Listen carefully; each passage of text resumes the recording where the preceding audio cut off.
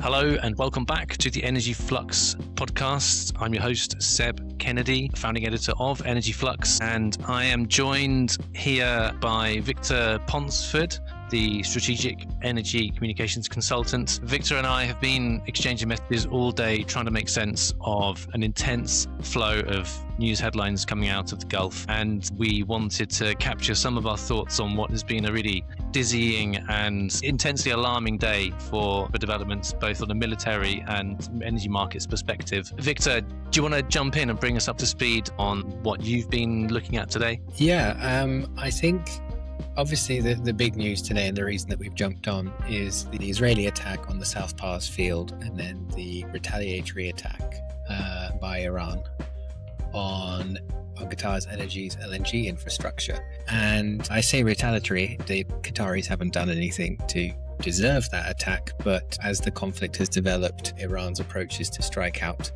at any and everyone nearby, to return any targeted attacks on its energy infrastructure with similar attacks on its near neighbors. And I think it's worth taking ourselves back to the start or the near start of this conflict, when the Qatari energy minister, Saad Al-Kaabi, said this will bring down the economies of the world. He said that on March the 6th. We recorded our podcast last week, Friday, which was day 13 of the conflict. And I think a lot of people thought, how long is this going to go on for? Last time it was a 12-day war. And I think both of us last week still probably thought that there was some scope for a quick resolution, maybe even a ceasefire. And as of this evening, which I think is around day 20, day 21, that looks less and less like the case. So I think it seemed timely to jump on and talk to you about the impact on the market, and also more broadly, what's happened in the last week, because there have been some very interesting developments prior to the latest round of attacks. So I don't know if you want to start off by talking us through what the immediate impact has been as a result of the attack on gas production and on gas supply and on pricing. Yeah, absolutely. Well, just before I do that, I think it's worth clarifying that in our first episode together, then we were pretty clear that any hopes of a quick de-escalation and ceasefire were pretty dim and rapidly dimming. The facts have simply borne out that assessment since. So yeah, you're right. Israel launched a missile strike on the South Pars gas processing facility. They struck 4 of the I think it's 22 phases that constitute this kind of South Pars gas infrastructure development. And this is the first confirmed military strike on operational midstream gas infrastructure in this conflict. The problem that arises from this is, well, there are many problems that arise from this. First of all, Iran relies on South Pars, which is the biggest gas field in the world, I should say, for about 70% of its entire gas supply domestically, and around 50 or 60% of its electricity production comes from gas that's supplied by this field. So there are big question marks around the stability of the Iranian electricity grid as a result of this strike. Information coming out of the Gulf is pretty limited. We don't know at this stage how badly it's been affected, but judging by the footage circulating on social media, and it was very destructive, the impact. We'll see. This facility was attacked in the 12-day war, which you referenced, and one of the phases was destroyed and repaired within 2 weeks. But we've got 4 phases taken offline now, which raises all sorts of questions about, well, how quickly can it be repaired? The significance of South Pars doesn't stop at gas and electricity for Iran. Iran immediately halted exports of gas to neighboring Iraq.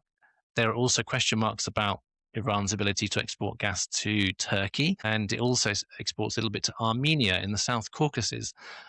Again, big question marks around what's going to happen to those supply volumes and the energy stability in those countries. And the other 2 angles which just haven't really been discussed much are oil and condensate. So South Pars gas is also used is injected into Iran's aging oil wells, and it it's what's called enhanced oil recovery. Without gas from South Pars, then Iran's oil production will enter very rapid and structural decline. Again, we don't know if that's going to happen, but the fact that it's ablaze right now makes you question whether Iran is going to be able to support current oil production levels. And also, there's a kind of side production stream of condensate, which are kind of like natural gas liquids that come out the ground with the gas from the South Pars gas field under the Persian Gulf. And that condensate is a critical feedstock to petrochemicals and refining operations across Asia. So without that flow of feedstock, then Asia's ability to run critical petrochemical facilities in places like China, less so South Korea, again called into question. We don't know the impact, but the potential for these kind of second and third order cascading effects is substantial, and we are really awaiting more information to kind of get a better grasp on that. But I published a 2,000 word deep dive just now in Energy Flux, which goes into some detail on the potential impacts that I've just sort of summarized there. Back to you. Yeah, no, that's really comprehensive. So, hearing what you're saying and also reading what I have been, I assume that means that, oil and gas markets are in turmoil, they're engulfed in chaos, and prices have risen astronomically. They've skyrocketed. So this is the funny thing, right, Victor, is that yes, prices rose today. Brent crude was up by about 10%. Dutch TTF, the European benchmark gas price, again rose by about 10%. But these increases really seem quite small in relation to the kind of very real physical supply disruption that's playing out before our eyes. And just before we jumped on this call, then I was recalling how there was this kind of bull run on the European gas price in sort of 2024 and spilled over into 2025. And it was all kind of based on these very flimsy, frothy geopolitical risk premiums that just didn't stand up to scrutiny. And a lot of the time people were quoting the Hormuz premium as a reason for TTF gas prices trading at like 60 euros per megawatt hour. And it was like, Trump wasn't even in power at that stage, and there was really no palpable risk to outflows of gas and condensate and oil from the Middle East via the Strait of Hormuz. Now it's actually closed, and for real facilities that produce these products are literally on fire. And TTF is still not even breaching 60 euros per megawatt hour. So I simply can't understand how markets are not racing higher and pricing in this very real physical shock to the system. So I guess that for a change, markets are kind of lagging reality on the ground. I just can't get my head around. So the price is up about 10%, which doesn't seem that much given, as you say, all the events of today. But I did see some two interesting developments earlier in the week that saw cargoes move through the strait. So I saw that India had managed to negotiate bilaterally to move 2 LPG tankers through the strait, which I thought was an interesting development and shows that there is possibility for some nations to move energy through. And then I also saw today that someone, and it didn't say who, but that someone has paid $2 million to the Iranian government to move a tanker through the strait. And I thought that was interesting because that's the only real pricing information I've seen on what does it cost to get things out at the moment. And I wondered how a sort of 10% increase in the TTF stacks up against a 2 million check to just move your tanker through the strait. Does that add a lot to the cost of shipping? Is that a small amount when it then gets unloaded at wherever it's heading? We don't know what the commodity is, but it's just an interesting figure. So yeah, we're a bit short of information to draw hard conclusions. But I mean, let's just imagine you're sourcing the LNG at cost price. Imagine it was LNG, right, which is my area of expertise. Imagine it was LNG like sourced at the Qatari cost base, which I know obviously Qatar is not producing LNG. But if you got like Qatari cost base LNG and you were able to tap into the arbitrage between Qatari cost of production and the traded price of gas on the TTF, or the traded price of LNG in Asia in the JKM, the Platts JKM marker, then like $2 million is kind of, it's not a rounding error, but a tiny fraction of the arbitrage that you're able to capture. And Mhm. if those arbitrages are present in other commodity markets like LPG and crude, then yeah, absolutely, like that $2 million is definitely worth paying. Now the question is, who's ensuring that vessel transit, and that's been actually the biggest obstacle to getting commercial transits through the Hormuz. It's not been that every single one's been blown up. It's that every single one can't get insurance cover for the risk of being blown up. So I guess this kind of negotiated bilateral security arrangement with Iran is enough to assuage whoever is underwriting the risk on those transits that it's okay, and everyone can make spectacular profits on those shipments. Yeah, I mean, I can't remember if we spoke about it in the podcast, but we did speak about this Greek shipping tycoon who sent, I think it was 2 or 3 ships through the strait without insurance. And again, it just felt like an extraordinary moment, and it was covered quite extensively in the press. But there are obviously people who have an appetite for risk, who are willing to do this, or have networks and ways to reach the Iranian authorities, whoever they are. And I was wondering, I wonder who took the 2 million. I wonder how all of that was arranged when so many of their officials keep getting killed. But it seems like there is a will to get at least some cargoes through. But at the same time, the background context to all of this is that fundamentally there's a real restriction in the flow of energy and energy derivatives out of the strait. And I think in particular, when you mentioned condensate earlier and how it's necessary for the production of so many other downstream fuels, you start seeing how this crisis is going to impact, as the energy minister said, this is going to impact the entire world economy. And yet pricing still doesn't reflect. And I think the line that I really took away from your analysis that I thought was really interesting, and this is a bit about, I suppose, rationality and how markets work, and when they're talking up narratives and when they're downplaying narratives, and how the sort of physical reality of what's going on doesn't always match what's happening in markets. And the line that stood out to me was that you pointed out that there are still cargoes that were loaded, earlier than 21 days ago, that are still making their way to their destinations. And perhaps it's only when those cargoes are unloaded that reality will set in and decision makers will realize that there's no more after that. Those at the moment are the last cargoes that will unload. Yeah, the physical constraints will become more acute the more the time goes on. And to that point, I did see news that Qatar Energy, which has declared force majeure on its LNG exports, has actually started retendering berthing slots at I think it's the Zeebrugge LNG terminal, and they've also been rechartering out some of their ships, their LNG ships that are on the other side of the Hormuz choke point. They are looking for buyers who want to, or traders who want to use those vessels, use that tonnage, because they can't. So that tells you all you need to know really about Qatar's ability to start exporting gas again, start exporting LNG to global markets. They're giving up their capacity rights, both in shipping and in regasification slots. But what I'm really amazed at is, like, yeah, I would understand like there to be a kind of delay on things like kind of policy response until people really feel the substance of this. But I guess just kind of reiterating the earlier point is that markets always front run risk. It's like buy the risk, sell the reality. That was always the kind of mantra for European gas markets since Russia's invasion of Ukraine in 2022 and the energy price shock that emanated from that. The tiniest hint of a headline that might suggest a potential disruption somewhere down the line as an undefined future moment was instantly priced in with like kind of 10, 15, 20% price swings on TTF at the height of this geopolitical madness. And it all came crashing down when prices corrected after that winter.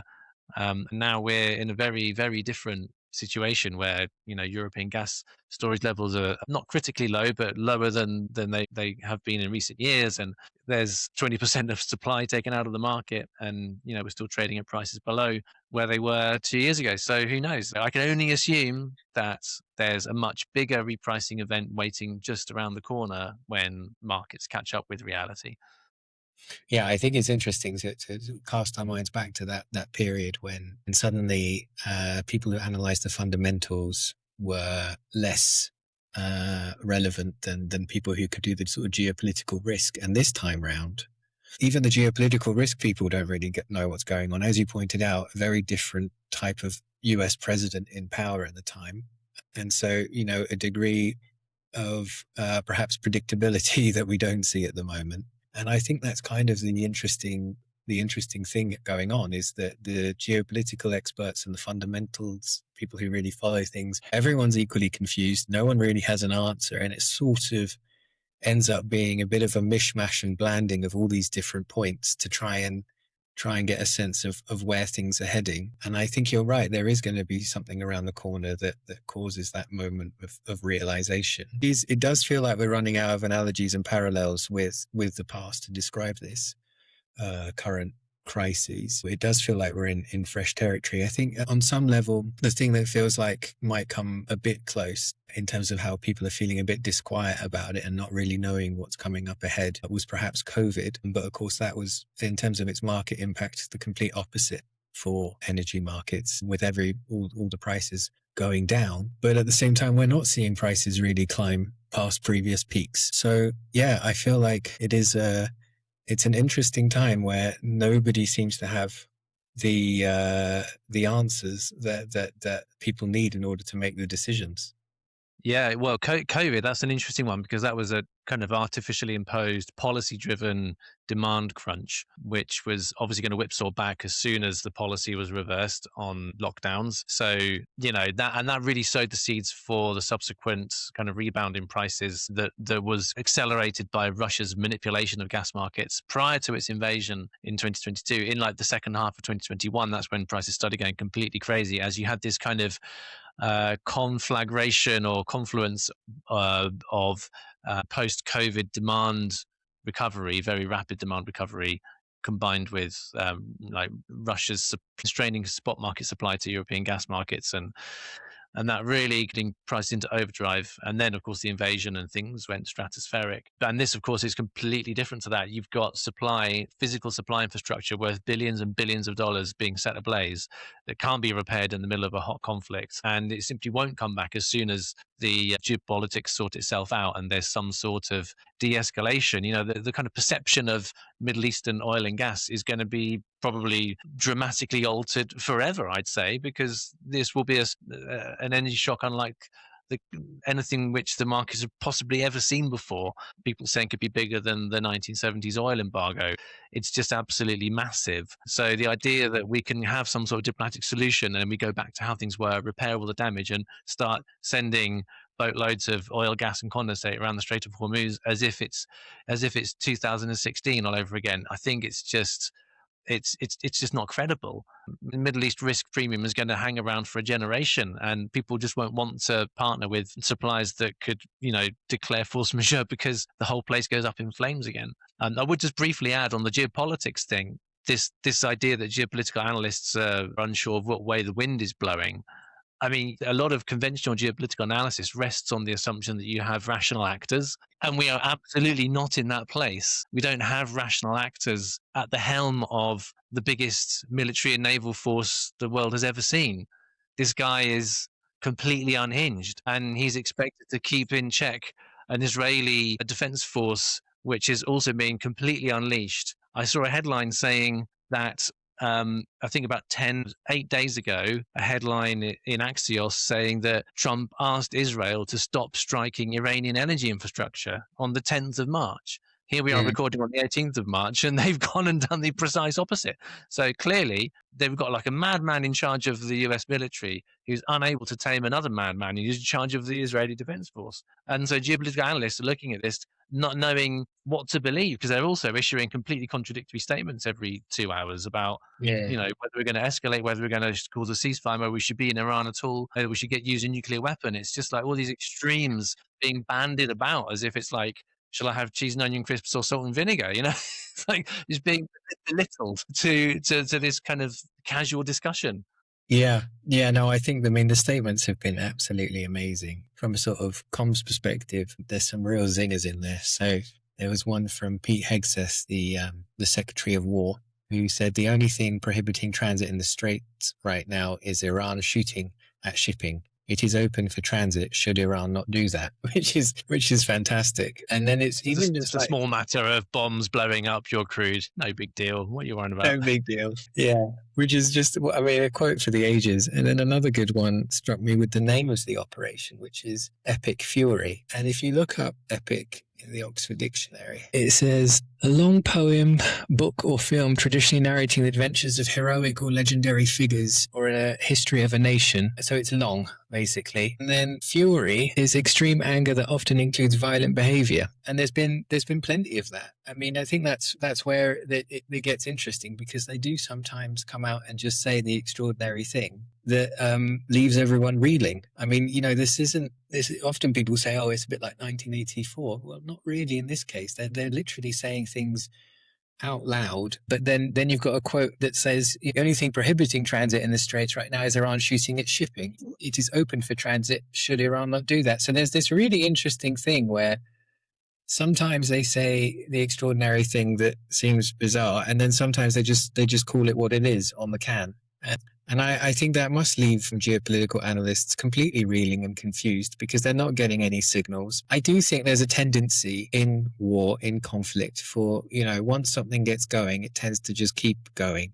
And I suppose at some point there's going to be an acceptance that this damage or this conflict is going to continue for the foreseeable future. And that's despite the fact that, recent evidence from various conflicts shows that no one's particularly good at winning them. But these things get a life of their own and keep burning. And I have a feeling that, as we said last week, it did look like things could continue because we hadn't reached a hurting stalemate yet. I think that's basically where we're heading still. I don't think either side is indicating at all that they're willing or ready to put down the weapons. But then to the point on rationality, to everyone who's analyzing and looking at the situation, it just seems completely irrational for them to not find some sort of off-ramp. And the sort of difficult thing around all of this, of course, is the human element and the egos that need to be satisfied in order for there to be a face-saving off-ramp for both sides. And I guess the thing that people are underestimating is that the Iranian regime needs to survive. It wants to survive, and it's willing to hold a large portion of the world's energy supply at hostage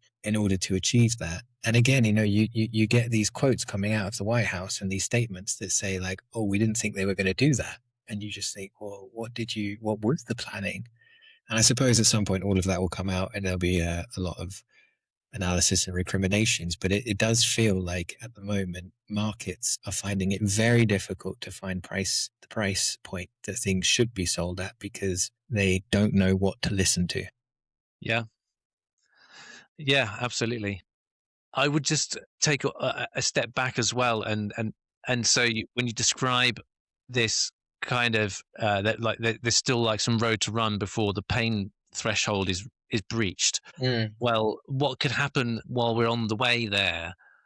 And I do worry that the kind of wider regional instability stemming from this conflict, particularly but not solely emanating from energy supply disruption, could bring in other actors into this before the kind of 2 or 3 main aggressors in this conflict are brought to heel by the kind of economic and military pain they're enduring. And what I mean by that is, Iran borders Armenia to the north and Azerbaijan and the Azerbaijani exclave of Nakhchivan, which it kind of sits kind of inside, surrounded by Armenian territory. And there's obviously Turkey there as well.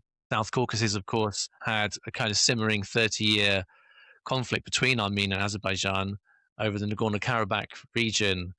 I did see that at the beginning of this conflict there was a very bizarre drone incident that exploded at the Nakhchivan airport, and Iran said it's looking into it. It wasn't us. We don't really know. There were some quite weird things at the beginning. Also, the airbase in Cyprus, the British airbase in Cyprus, that was struck by a drone. The fog of war clouds any credible analysis of what was behind that. And you have to wonder, was it a false flag? Who was the aggressor? What was the motivation behind that? So the potential for these quite inflammatory developments to spill over and bring in a country like Azerbaijan, which has a very active and well-armed military, having just defeated the Armenians in that latest conflict, and Turkey, which has somewhat expansionist ideals under the presidency of Erdogan, and Iran is a supplier of or trade partner of energy on some level to all of these countries. The potential for things to go quite drastically wrong before the US and Iran decide they might deign to talk about all this is absolutely massive. I mean, huge. I think two things come to mind. One is this American refueling plane that got knocked out of the sky with servicemen dying over the North Iraq, and nobody knows who did that. And the other one, at one point in the news, there was a lot of speculation that that Kurdish ground troops would move in, and all of this has disappeared from the news cycle as the focus has narrowed in on what's happening more recently. But that's all there bubbling away in the background. And at the same time, you have what feels like a US president who I think just today was talking about, the prospect of him invading or doing something in Cuba. And I think probably, at one level he's hoping, which seems a little bit, as you say, unhinged, but he's probably hoping that he can get a hat trick, that he can make Venezuela a success, he can make Iran a success, and he can make Cuba a success all before the midterms. Obviously, that feels a little bit far-fetched, but on the other hand, he does head up the world's single most powerful military, and I think that at the moment, anything and everything should be on the cards, because he is quite difficult to predict, and he's certainly hinted in the direction of wanting to do things, and probably him and the people around him are not following what's happening on the ground in the region, in neighboring countries, as closely as they should be. And I think you're right, there's a huge scope for things to go pear-shaped, but at the same time, probably all the people on the ground are thinking the same thing. And I suppose it's a question of when do all these current conflicts that have started, at what point do people start breaking cover and just going for things and not caring so much about what the US president may or may not think, or other powers that traditionally might help provide a bit of stability, even if they are often serving their own interests. Yeah, absolutely. The potential for a broader escalation beyond the Middle East region is just scarily real. So we'll keep watching and analysing. I think let's keep it at that for now. This is an emergency podcast, so we'll not overburden listeners, but there's so much to discuss. I'm sure we'll be hooking up again soon. Victor, any closing remarks before we sign it off for today? Next time we should talk about what's happening in Pakistan and India, and there's been restrictions on oil sales, there's been restrictions on power. The impact is felt the hardest in Asia, and as you pointed out with the condensate earlier, the knock-on effect across commodities and commodity markets is only going to emerge in the next week or two, more starkly than it already has. And I think next time we should think about doing a bit of a deep dive into that for people.